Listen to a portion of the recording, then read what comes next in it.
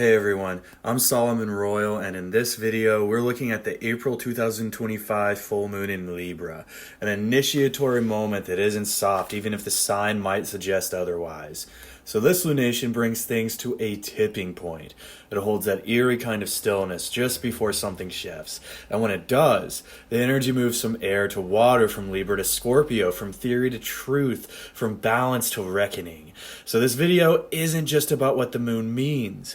It's about what she's showing us, the weight of our choices, the cracks in our systems, and the quiet power of deciding to lead yourself when no one else will. So let's get into it. So the full moon in Libra perfects on April 12th, 2025 at 8:18 p.m. Eastern Time, right as the ascendant slips from Libra into Scorpio. So there's a kind of a pause before this full moon lands. The chart is caught at a threshold, right at the moment of lunation. The ascendant shifts from Libra to Scorpio. It's a flicker of time, the moment just before the curtain lifts. Something beautiful and measured is giving way to something deeper and heavier, something more urgent. And we will all feel that, especially in the houses that Libra and Aries rule in our chart. The sense that things have been up in the air, ideas, hopes, emotions, and consequences finally coming down and landing in the real. So this isn't a soft moon, despite what that sign looks like. It's a reckoning. It's not the loud, explosive kind. It's a quiet click as the pieces finally fall into place. So in Libra, the moon is ruled by Venus, and Venus is in the 5th house in this chart. A good place for her, where she rejoices technically, because it is the place of creativity, joy, children, desire. There's a natural harmony here. But she's been in a state of withdrawal with this retrograde, focusing on reflecting, weighing, moving backwards behind Saturn of all planets. Yeah, that's no holiday. It's a time of reevaluation, what we value, how we connect, what's worth keeping. But now Venus is stationing direct, and I mean within the hour after this moon peaks. It's like the moon peaks, boom, Venus goes direct. It's like she was waiting for it. That's the turning point, a final decision. This is the moment of readiness. So I think in our lives, we may be no longer trying to negotiate or smooth things over in certain places. In fact, we may be ready to face what's real. And what's real might not be ideal. That's the thing about coming out of a Venus-Saturn experience, which is what we've been going through all of April, we'll continue to be in for a little bit here. You're no longer dreaming. You're looking at the ground level reality. Saturn brings us to ask ourselves, can this actually support me? Can I build on this? Does this last into the future? Is there sustainability here? Meanwhile, Mars is culminating in the chart. He rules the now Scorpio ascendant, and he holds sway over the midheaven. Even though he's fallen in Cancer, he does have triplicity dignity here, meaning he's capable and he can take action. He can carry out the plan, even if shit is a little difficult. So this looks like Mars is stepping into a situation that Venus may have been struggling with. And he's really not here to dominate or conquer, I think. He's here to help, as the trine by sign suggests, to do what she can't do alone, to push the thing forward.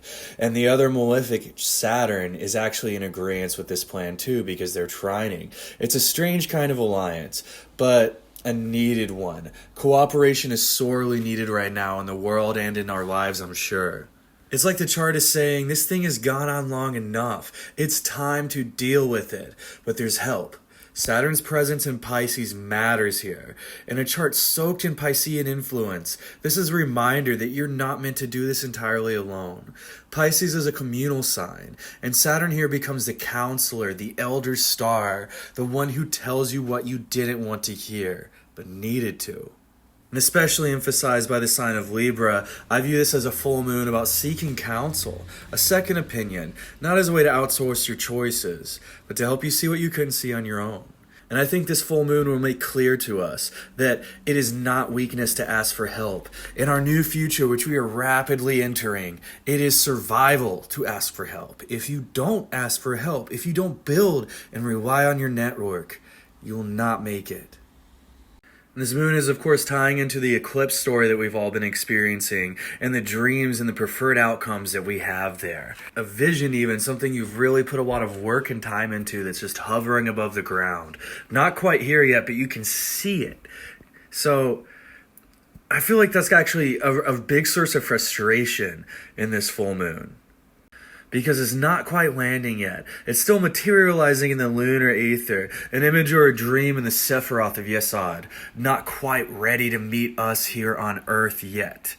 And the moon's light is catching that dream as it forms. It's saying, yes, it's near. It's almost like dangling the carrot in front of us. But one more adjustment is needed. One more final act of precision. One last round of editing before the dream hits the earth. And maybe that's what's so uncomfortable about this, because it's not necessarily a big dramatic moment. Instead, it's the tedium of the last mile. We may even wish it was a big dramatic moment, it seems. But this is the small but critical thing that you avoided because you hoped you could skip it, because it turns out that is the thing that matters right now. That is what this full moon is shining its light on. And this applies to the collective too, making it a much wider story, because the sun is exalted in Aries in this full moon, and it does rule the midheaven of Leo, our collective direction, our leadership, our public life as a collective. But it's buried in the 6th house, an unfortunate place in the chart. And that's where we deal with systems breaking down, with overwork, with illness, with small repetitive struggles, not to mention slavery and marginalized people in general in the traditional text. And this 6th house influence shows. This lunation casts light on something we all feel, the crisis of leadership in our just entire connected world right now. And it's not just bad choices, but it's the deeper truth that we don't really have leaders anymore. There's almost no one to rally around, no one pointing toward the future in a way that feels true or meaningful. It's become increasingly undeniable that we were ruled by empty suits, by salesmen falsely pretending to have any values beyond this quarter's profits.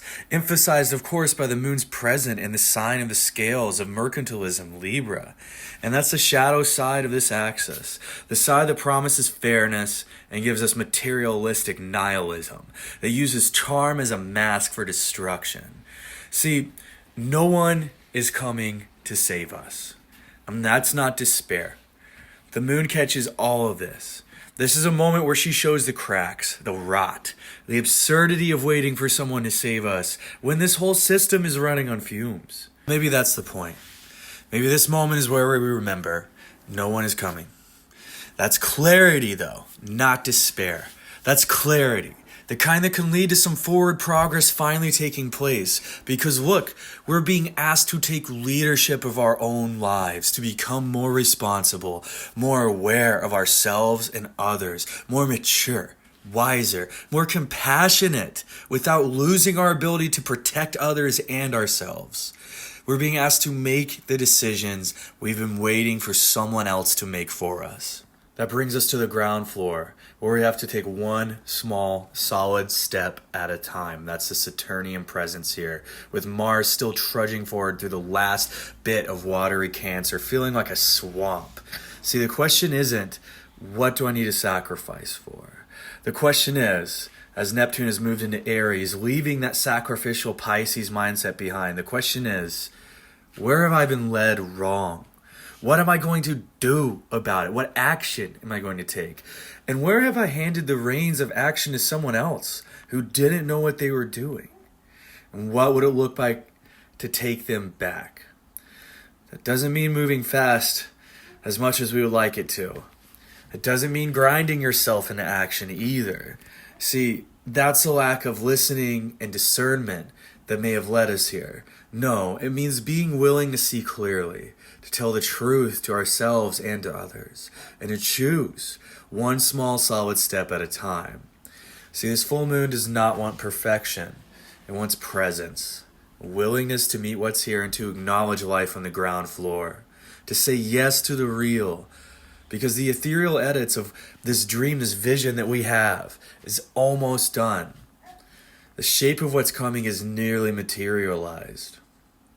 So, we're being asked, what do you need to add or cut before it lands?